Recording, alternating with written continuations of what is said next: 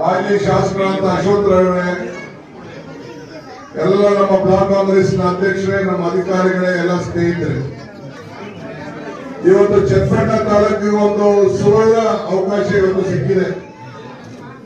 ಈ ತಾಲೂಕಿನಲ್ಲಿ ಸುಮಾರು 500 ಕೋಟಿ ರೂಪಾಯಿಯಷ್ಟು ಕೆಲಸ ನಡೀತಾ ಇದೆ. ಬರೀ ನಾನು ಇದೊಂದು ಪಂಚಾಯತಿಗೆ 800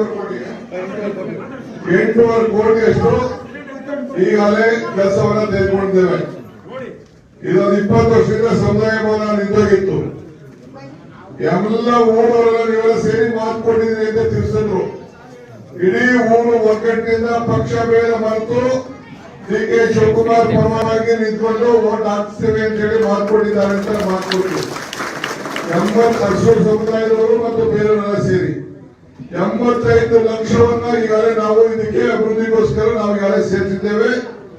ಈಗಾಗಲೇ ಒಂದು ಸೇತುವೆ 5 ಕೋಟಿ ರೂಪಾಯಿ ವೆಚ್ಚದ ಸೇತುವೆ, ಈಗಾಗಲೇ ಕಣ್ವ ನದಿಗೆ 5 ಸೇತುವೆಗಳನ್ನ ಈಗಾಗಲೇ ನಾನು ಭೂಮಿ ಪೂಜೆಯನ್ನ ಮಾಡ್ಕೊಂಡು ನಾನು ಬಂದಿದ್ದೇನೆ. ಇಂಥ ಅವಕಾಶ ಸಿಗ್ಲಿಲ್ಲ. 20 ವರ್ಷದಿಂದ ಎಷ್ಟು ಜನ MLA ಆದ್ರು, ಎಷ್ಟು ಜನ ಮಂತ್ರಿ ಆದ್ರು, ಎಷ್ಟು ಜನ ಮುಖ್ಯಮಂತ್ರಿ ಆದ್ರು, ಆದ್ರೂ ಇದನ್ನ ಮುಗಿಲಿಲ್ಲ ಅಂದ್ರೆ ಇದಕ್ಕಿನ್ನ ಅವಮಾನ ಇನ್ನೊಂದಿಲ್ಲ. ನೀವು ಈಗ ಅರ್ಥ ಮಾಡ್ಕೊಳ್ಬೇಕು. ನಮ್ಗೆ ಹೊಟ್ಟೆ ನಿಂತ್ಕೊಂಡು ನೀವೆಲ್ಲ ಆಶೀರ್ವಾದ ಮಾಡಬೇಕು. ಬಹಳ ಸಂತೋಷದಿಂದ ಊರಿನವರೆಲ್ಲ ಸೇರಿ ಪೂಜೆ ಮಾಡಿದ್ದೀರಿ, ನಾನು ಭಾಗಿಯಾಗಿದ್ದೀನಿ. ಸೈಟ್ಗಳು, ಮನೆಗಳು ಎಲ್ಲ ಕೂಡ ಕೊಡ್ಲಿಕ್ಕೆ ಈಗಾಗಲೇ ಕಾರ್ಯಕ್ರಮ ನಿರೂಪಿಸಿದ್ದೇವೆ. ಸುವರ್ಣ ಅವಕಾಶ ಇವತ್ತು ಬಂದಿದೆ.